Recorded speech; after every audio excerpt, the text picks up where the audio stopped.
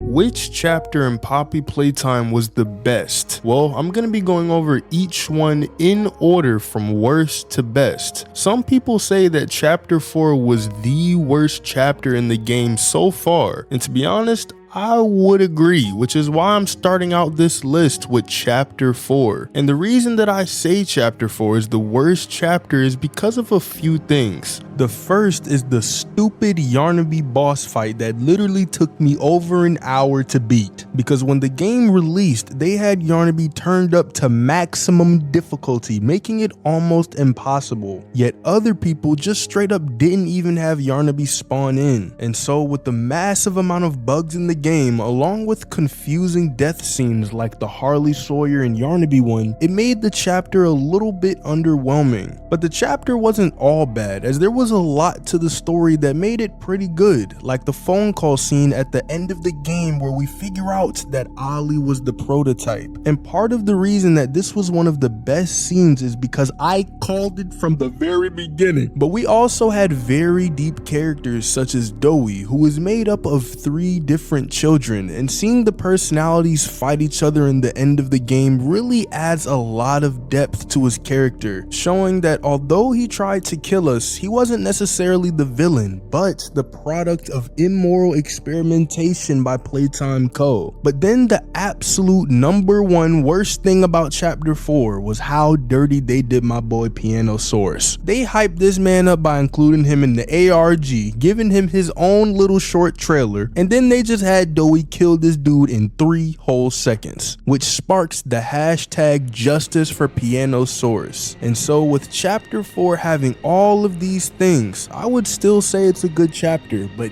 definitely not the best. The next chapter is chapter 1, and the reason I put this at number 3 is just because of how short it was. If you knew what you were doing, you could literally buy this game, beat it, and then refund it in about an hour. But although the chapter was extremely short, it did give us a good beginning for the entire series. We also see a little bit of psychological horror with Huggy stalking us throughout the chapter, and then his final reveal when he appeared to us out of the shadows was probably one of the scariest chase scenes at the time. So overall, chapter 1 is a very decent chapter, and the only downfall it really has is that it was short. And the next chapter is chapter 2. With chapter 1 already being a huge success, Mob had to deliver, which they did perfectly, because we had a game that was like 3 times the length and only double the price, where we were introduced to a brand new location called the Game Station, along with many more characters than we saw in chapter 1. Chapter 1 only really had Huggy, whereas in chapter 2 we come across Bunzo Bunny, PJ Pugapillar, all of the Wuggies, Kissy Missy, and even the main antagonist Mommy Longlegs, which made the chapter a lot more deep, especially in terms of character building. In the same way that Doey had a lot of depth to him, Mommy Longlegs was a girl who lived in Playcare, was turned into an experiment, and then went crazy, especially after the Hour of Joy. But also in chapter 2, we were introduced to a new grab pack hand, the Green Hand, which was a very good addition. We were able to do a lot more compared to chapter 1, because the Red Hand was pretty much just a second blue hand. But what they also got right were the chase scenes, especially with Mommy Longlegs playing hide and seek with us. The first 2 times she chases us, she forces us to think quickly and hide from her. The first time we hid up in a hole in the ceiling, and the second time we hid inside of a literal furnace. And the final chase scene has got to be one of the scariest moments in all of Poppy Playtime. Just the sounds that she makes just give you this sense of impending doom right behind you. Earlier she sounded crazy, but this time she sounds 10 times scarier.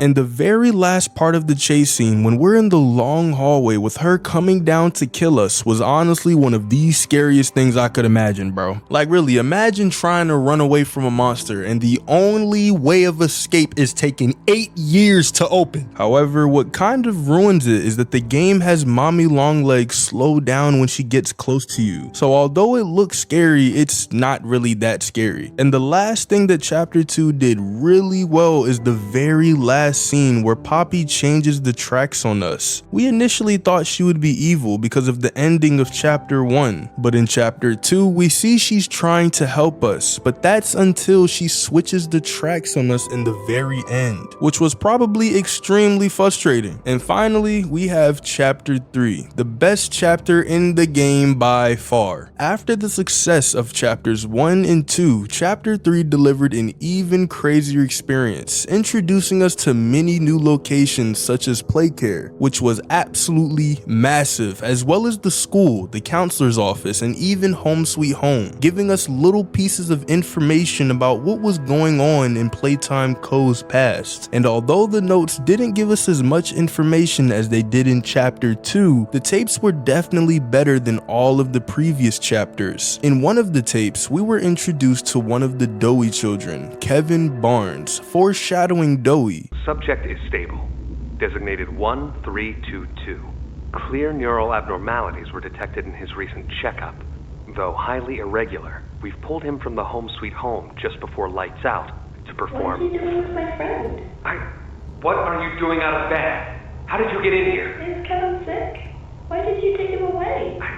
But the tape was later continued in chapter 4, and again the scientist foreshadows the ending of chapter 4. After a brief interruption, we've successfully extracted subject 1322, specifically 1322B from the Home Sweet Home. If we're to create an experiment that can fulfill multiple assigned roles, we can't allow any single consciousness to throw the others off. Even a simple misregulation of emotions means we have 900 pounds of dough that can shift however it pleases and can turn on even those it trusts, simply because it was overwhelmed by a stray feeling.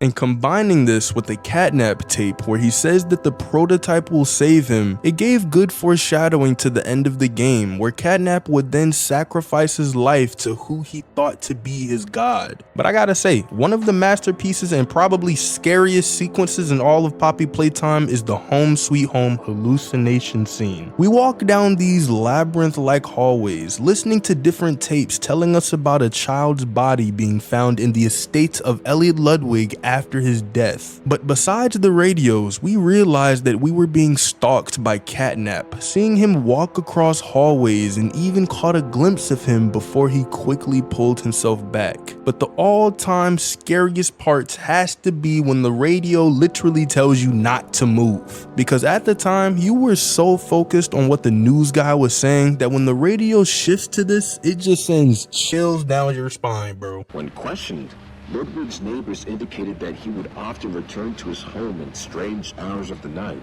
and depart again before sunrise. Some believed he was sick. Others that, don't move an inch.